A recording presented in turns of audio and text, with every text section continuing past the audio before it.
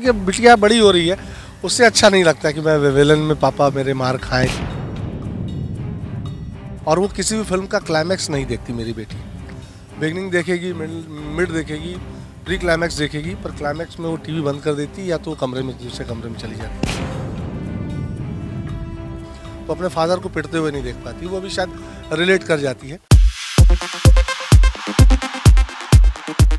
इसमें एक पॉजिटिव किरदार है, गांव का मुखिया है जिसकी 2 बेटियां हैं और दोनों हीरोइन है फिल्म की, और बिल्कुल पॉजिटिव है। कहीं से 1% भी इसमें मेरा कुछ भी नेगेटिव नहीं है। तो अच्छा लग रहा है बहुत दिनों बाद एक पॉजिटिव किरदार करने में। अच्छा, इतने सारे नेगेटिव कैरेक्टर्स करने के बाद भी अंदर से कहीं ना कहीं वो नेगेटिव अंदर का शैतान जाग जाता है बीच बीच में? नहीं, मेंटली खुद को मैं समझा देता हूँ सेट पे आने से पहले।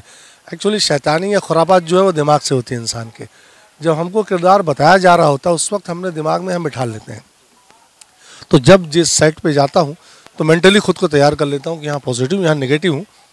कई जगह हो सकता है एक्सप्रेशन आते हों तो उनको बड़ा संभालना तो पड़ता है, क्योंकि आदत नेगेटिव रोल की पड़ गई है। तो कहीं कहीं थोड़ा सा अंदर का विलेन उभरता है, फिर याद आता है कि नहीं पॉजिटिव हूँ। तो भाव भंगिमा, एक्सप्रेशंस, इन सब को बड़ा कंट्रोल करना पड़ता है।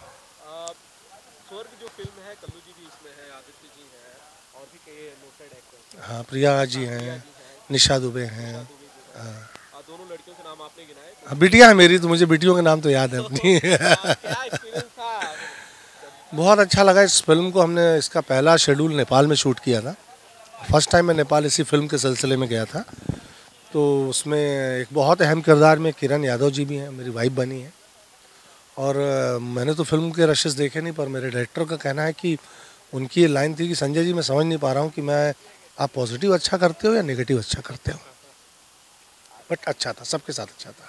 कलाकार का इसीलिए शायद कहते हैं कि वो रंग नहीं होता, वो पानी जैसा। हाँ, उसको पानी की तरह ही होना चाहिए, जिस बर्तन में ढाले उसका आकार ले ले।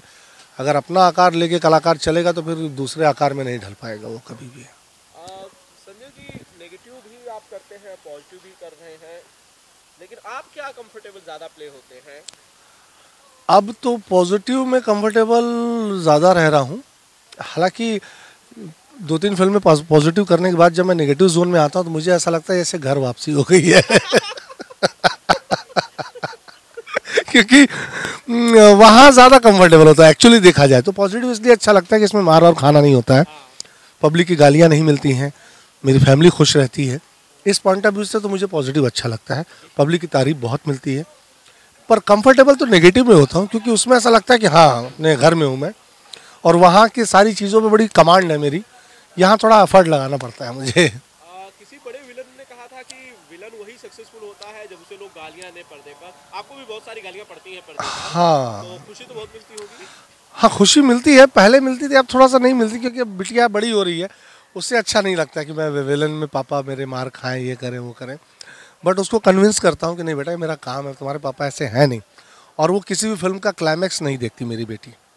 बिगनिंग देखेगी, मिड देखेगी, प्री क्लाइमैक्स देखेगी, पर क्लाइमैक्स में वो टीवी बंद कर देती या तो कमरे में दूसरे कमरे में चली जाती है।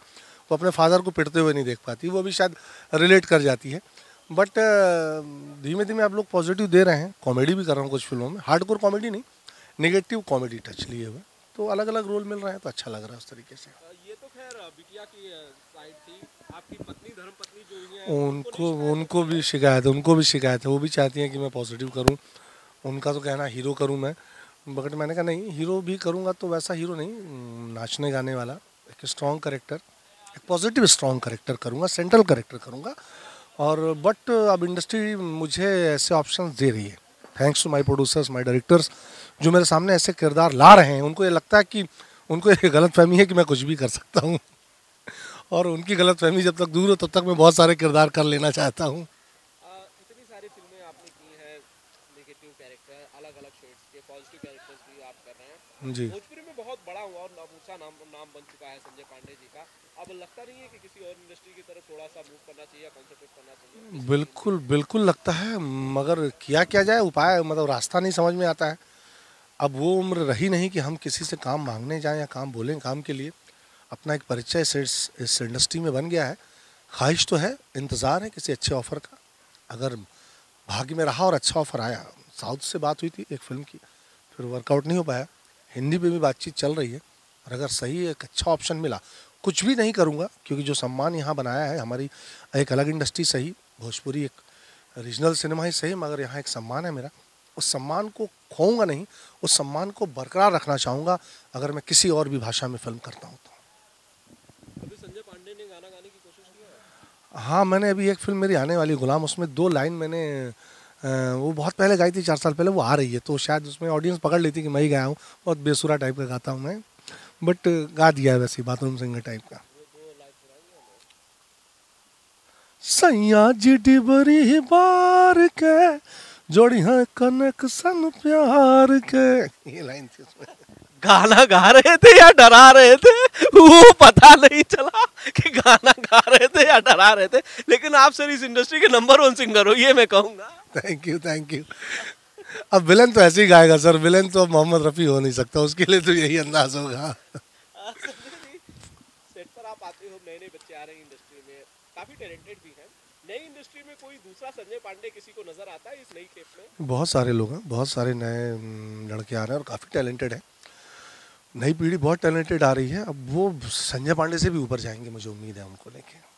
पहली बार संजय पांडे जी बिंदास भोजपुरिया पर रूबरू हुए हैं, कुछ कहना चाहेंगे हमारे बारे में? बिंदास भोजपुरिया के दर्शकों को और हमारे मित्र जो मेरा इंटरव्यू ले रहे हैं, ये बहुत पुराने मित्र हैं, इनके साथ मैंने बहुत इंटरव्यू किया है और मुझे हमेशा अच्छा लगता है। आप सबको संजय पांडे का नमस्कार।